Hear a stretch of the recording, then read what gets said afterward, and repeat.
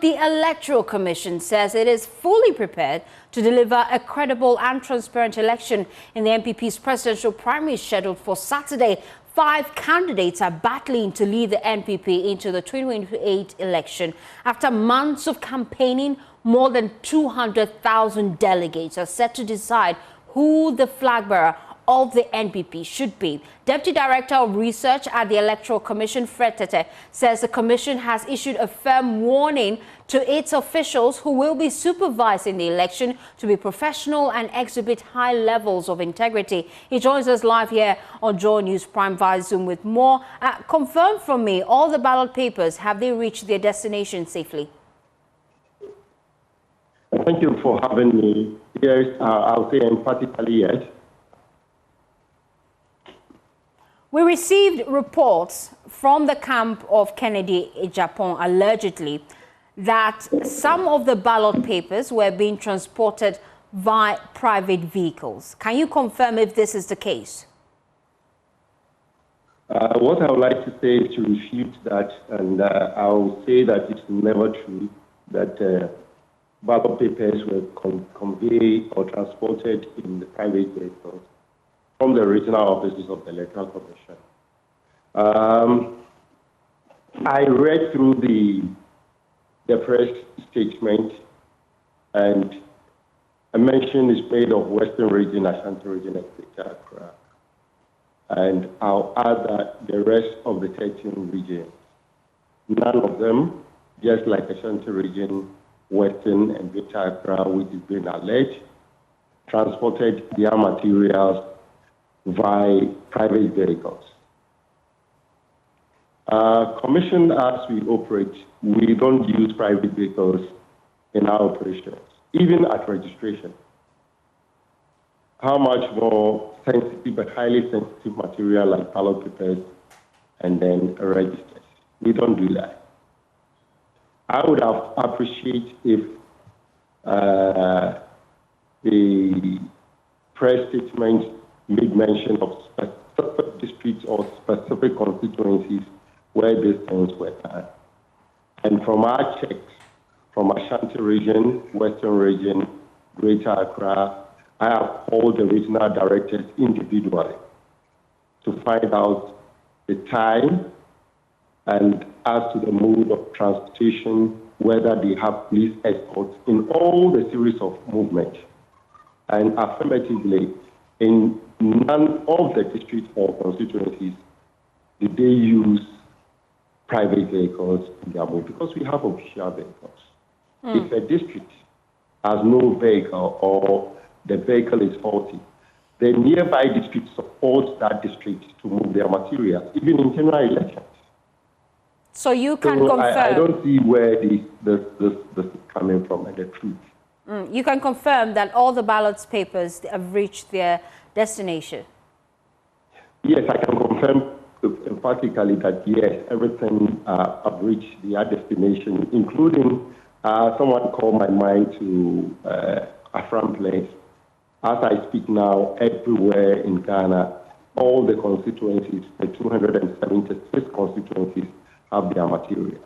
Thank you so much. Saw the materials for the NPP headquarters at the head office of the Electoral Commission as well. So everything is ready for tomorrow. Officials are ready as well. Thank you so much, Fred Tete. He's Deputy Director of Research and Evaluation at the Electoral Commission. Away from that, the ECOWAS Court of Justice has cleared the way for former Chief Justice Gertrude Torkornoo to amend her case against the state following her removal from office as both Chief Justice and a Justice of the Supreme Court. This follows her case, which was heard by the ECOWAS Court today and represented by the Deputy Attorney General, Dr. Srem Sai. There's more in the following report. Former Chief Justice Gertrude Torkornoo returned to the ECOWAS Court of Justice following her removal from office as Chief Justice and as a Justice of the Supreme Court. Her removal in 2025 marked a significant escalation in an already ongoing legal battle. Prior to her dismissal, Gertrude Torkornoo had been suspended from office, a decision she challenged at the ECOWAS Court, arguing that it was unlawful and violated her rights. At the time she filed the suit, she remained a Justice of the Supreme Court. However, developments since then have altered the scope of the case. The former Chief Justice has now been entirely from office, not only as Chief Justice, but also as a Justice of the Supreme Court and from other superior courts. She therefore returned to the ECOWAS court, seeking to amend her suit to reflect her full removal from office. The state, represented by Justice Shremsai, opposed the application. Despite this, the ECOWAS court ruled in favor of Ms. Torkornoo, granting her permission to amend her case to include the latest development. Following the ruling, the state now has 30 days to file a statement of defense if it so chooses. Should the state fail to do so, the court will proceed to fix a date for the substantive hearing, with judgment expected later this year.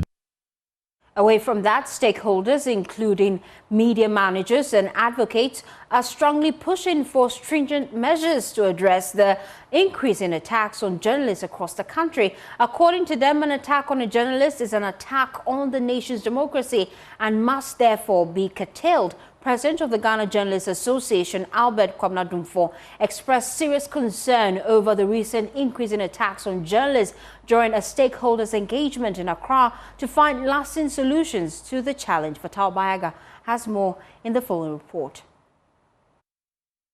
The Ghana Journalists Association says it's concerned about the frequent attacks against journalists, prompting the union to hold a high-level stakeholder engagement to find lasting solutions to this particular challenge. President of the GJA, Albert Kwabena Dumfo, says January alone recorded about 5 attacks on journalists, a situation he described as worrying, and for that reason there is the need for prompt action to address this situation. This engagement has become necessary because attacks on journalists in Ghana have risen to alarming and unacceptable levels in recent months. Just yesterday, there was also another threat case on a media owner. I'm just waiting for the full details of that. This add up and make the cases about 5 in January alone. Executive Secretary of the National Media Commission, George Sapon, urged the GJA to initiate memoranda of understanding with the Inspector General of Police, the Attorney General and the Judiciary to outline the role journalists play in society in order for them to be protected. We need to lay the argument and we need to engage into a formal memorandum of cooperation with the police on this as a practical step. Mr. President, we need to do the same thing with the Attorney General. The Attorney General has so many cases to prosecute. The same philosophical reasoning needs to be submitted to them why, when attacks on journalists happen, there is moral and philosophical justification why it needs to be treated with urgency. For the former GJA President, Gifty Afenye Datsi, she called on media owners to consistently support the GJA and other media advocacy groups when journalists are attacked in order to protect them. I will call on media owners, despite your political polarization, and when attacks come, please stand up, back the GJA. For other stakeholders, including UNESCO and the Ghana Independent Broadcasters Association, press freedom is critical. Therefore, attacks against journalists must end immediately. We should have police officers, lawyers within these monitoring mechanisms on way to make sure those who attack journalists are prosecuted.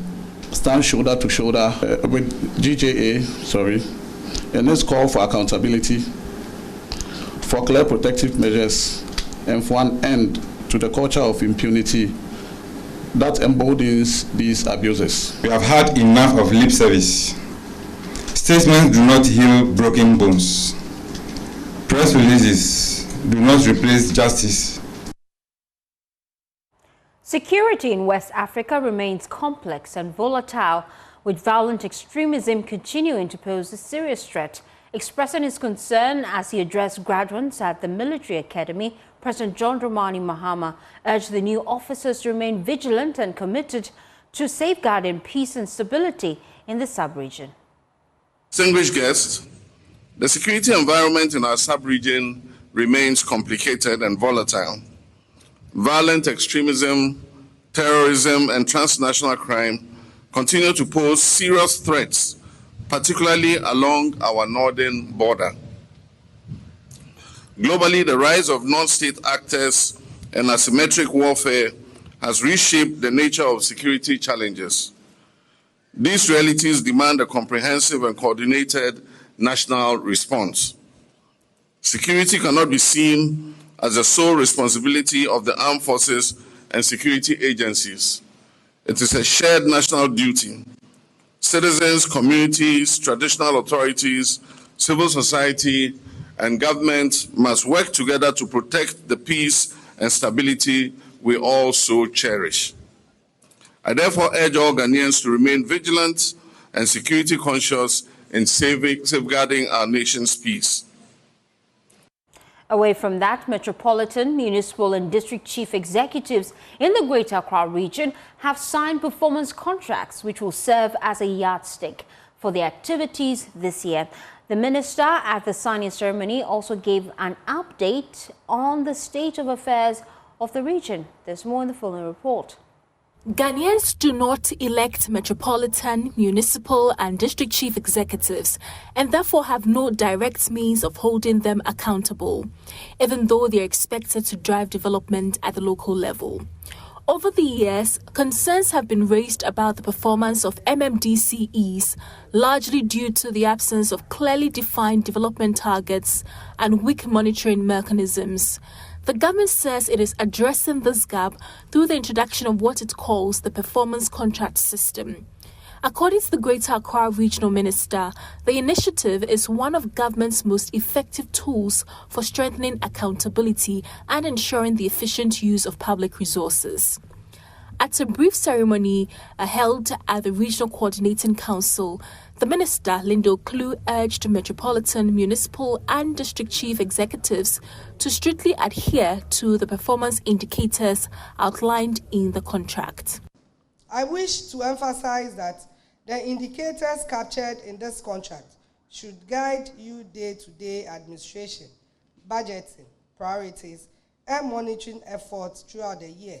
The minister also declared the Maijo Boteman Trasako enclave a security zone, citing an ongoing land dispute between traditional authorities and family interests, which have heightened security concerns in the area.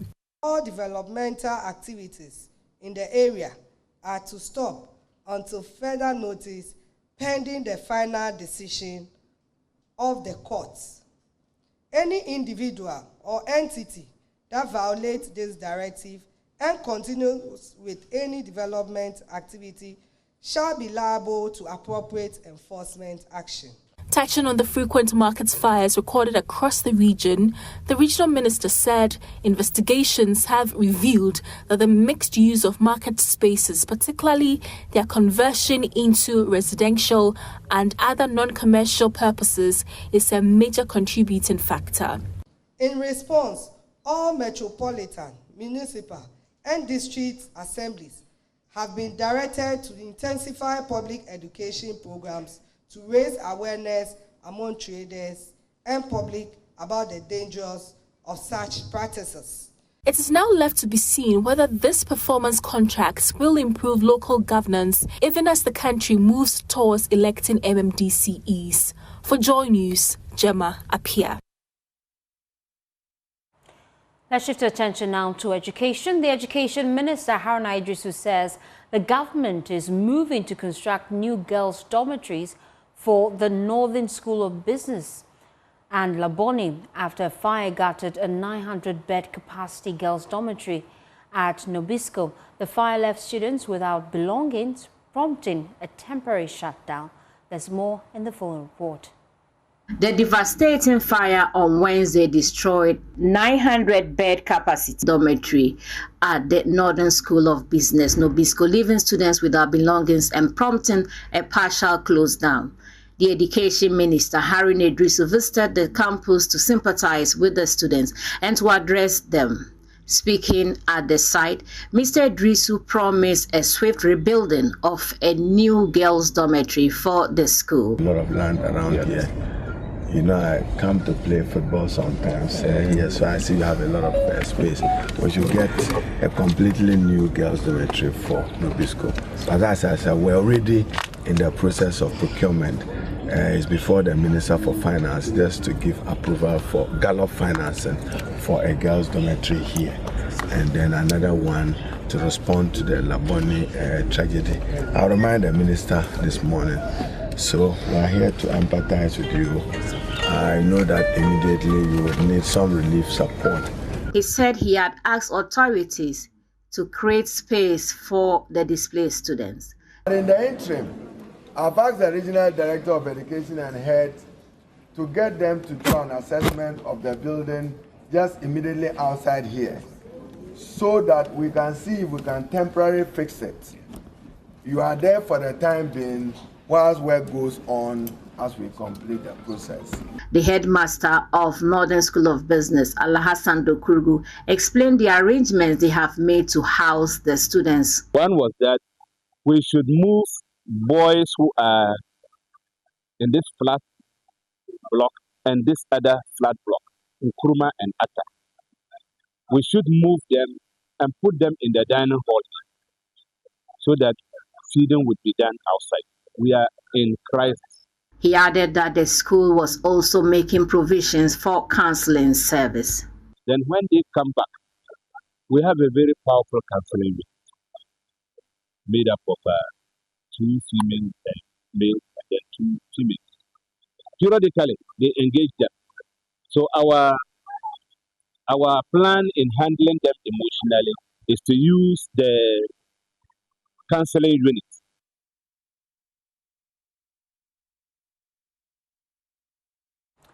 Away from that, as climate change intensifies across Ghana, families in northern regions are being forced into difficult choices. Rising temperatures, prolonged droughts and erratic rainfall are reducing crop yields and undermining rural livelihoods. In response, many women are migrating to south, the cities, mostly here in Accra and Kumasi, in search of income opportunities. Often viewed through a negative lens, this climate-induced migration is increasingly becoming a survival strategy. There's more in the following report.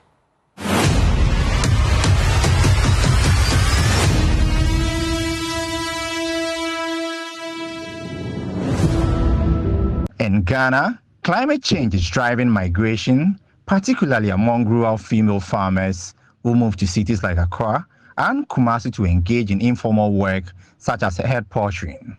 While often viewed as a negative consequence, this migration has become a crucial strategy for household resilience, with migrants sending remittance back home to help families cope with climate change impact. Remittances serve as a safety net, enabling families to adapt to changing environmental conditions. However, there's a lack of data on migration's impact on household well-being through remittances. Migrants face reintegration challenges and risky practices, with many experiencing urban poverty and low earnings.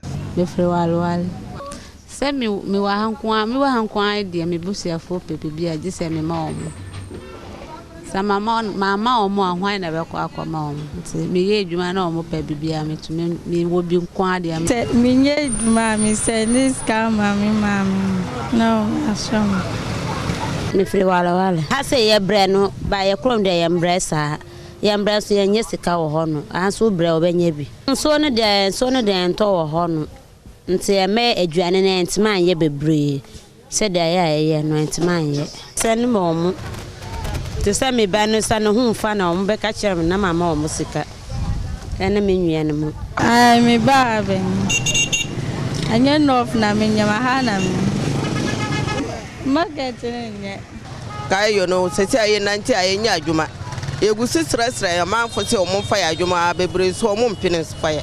In Ghana, the northern region, they are located in a dry, harsh zone. So when they have prolonged droughts, when they have unpredictable rainfall distribution, it affects their agricultural productivity, which in turn affects their livelihood because they're dependent on this agricultural productivity, that the agricultural productivity will be affected because of the negative effects of climate change.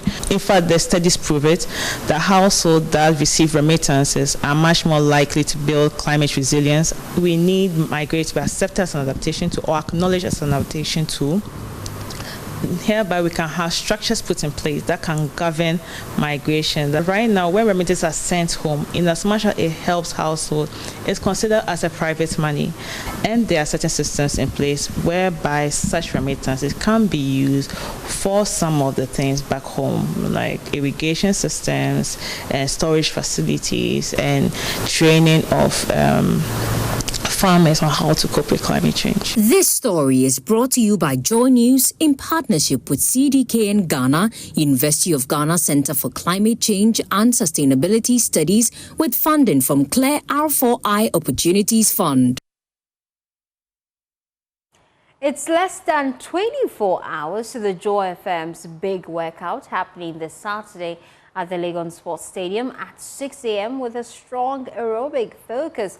While speaking on the Super Morning Show, sports and exercise medicine physician Dr. Prince Pambo explained that pregnant women who have not been restricted by their obstetrician can remain physically active throughout pregnancy with adjustments in intensity as delivery approaches.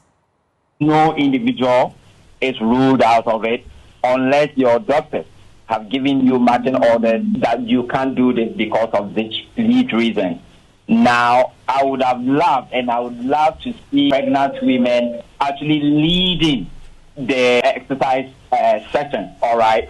So I have maintained that if your obstetrician gynecologist never told you there are some contraindications to you exercising in your pregnancy, at every level in your pregnancy, you should be able to do some exercises.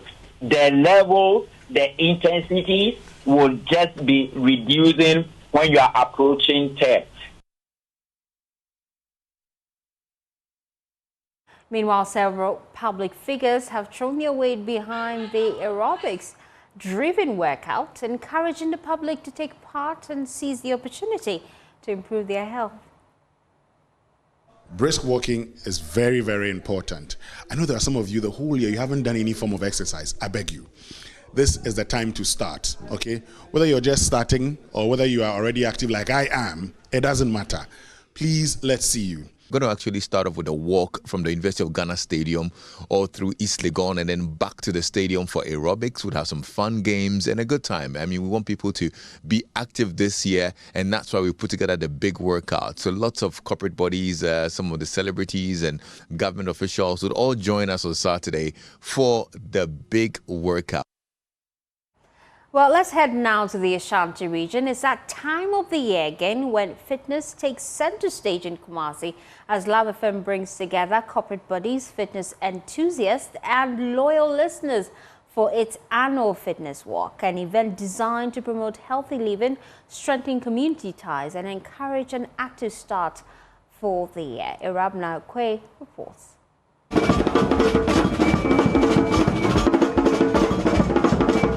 The annual event held at the beginning of every year is aimed at promoting healthy living while bringing together corporate bodies and listeners of Luv and Insura FM. The walk begins at 6 a.m. at the Kumasi City Mall, where participants set off through selected principal streets in Kumasi before returning to the mall for an aerobics session. We'll start with aerobics in the morning around 6 a.m. We'll do aerobics for like 15-20 minutes and we'll kickstart the walk.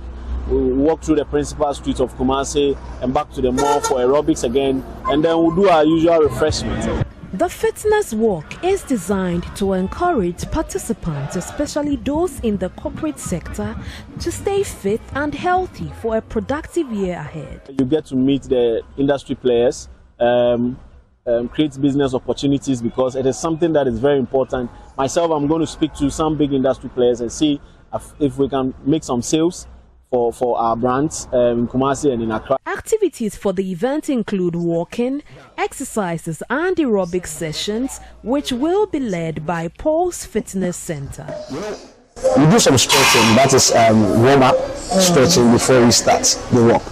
Because when you are asleep, your tissues, everything are down, so you have to warm them up to prevent tears and other things. So we will do the warm-up we move on with the walk. After the walk, we do some aerobics, then a warm down.